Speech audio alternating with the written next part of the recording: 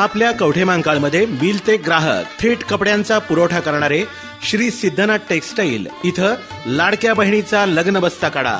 सर्वात सस्ता आणि 15,000 रुपयांच्या पुढील खरेदीवर हमखास गिफ्ट सुद्धा मिळवा.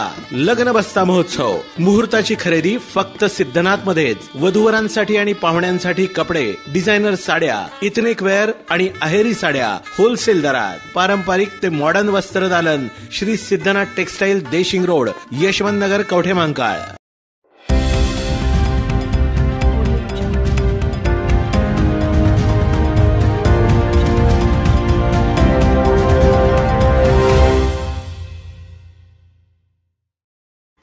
कवठेमहांकाळचे नवे नगराध्यक्ष कोण असणार? चर्चेला उधाण. माजी खासदार संजय काका पाटील व युवा नेते प्रभाकर बाबा पाटील कोणाला नगराध्यक्ष करणार? कवठेमहांकाळ शहराचे माजी नगराध्यक्ष अजित माने यांनी राजीनामा दिल्यानंतर शहराचे नवे नगराध्यक्ष कोण होणार याची चर्चा रंगलेली आहे. माजी खासदार संजय काका पाटील व युवा नेते प्रभाकर बाबा पाटील हे आता कोणाला संधी देणार? कोण असणार नवा नगराध्यक्ष याचा अंतिम फैसला माजी खासदार संजय काका पाटील करणार आहेत. कवठेमहांकाळ नगरपंचायतीच्या नगराध्यक्षपदी अजित माने विराजमान झाल्यानंतर त्यांना 3 महिने कालावधीसाठी नगराध्यक्षपद देण्यात आले आहे अशी चर्चा होती.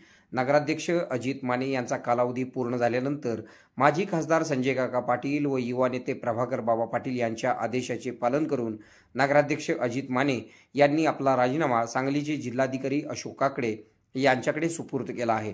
कवठेमहांकाळ शहराचे नवे नगराध्यक्ष कोण असणार याचा फैसला माजी खासदार संजय काका पाटील यांनी अद्याप केलेला नसून कोणत्या नगरसेवकाला अथवा नगरसेविकेला संधी मिळणार याकडे सर्वांच्याच नजरा लागून राहिलेल्या आहेत. युवा नेते प्रभाकर बाबा पाटील हे नगराध्यक्षपदाचा निर्णय घेणार असल्याची चर्चा सुरू आहे. प्रभाकर बाबा पाटील शहराच्या विकासासाठी कोणाला संधी देणार याकडे सर्वांच्या नजरा लागलेल्या आहेत. आपल्या भागातील बातम्या पाहण्यासाठी आमचे न्यूज चॅनल सबस्क्राईब करा व लाईक करा. मुख्य संपादक कुणाल कोठावळे, के मराठी न्यूज नेटवर्क.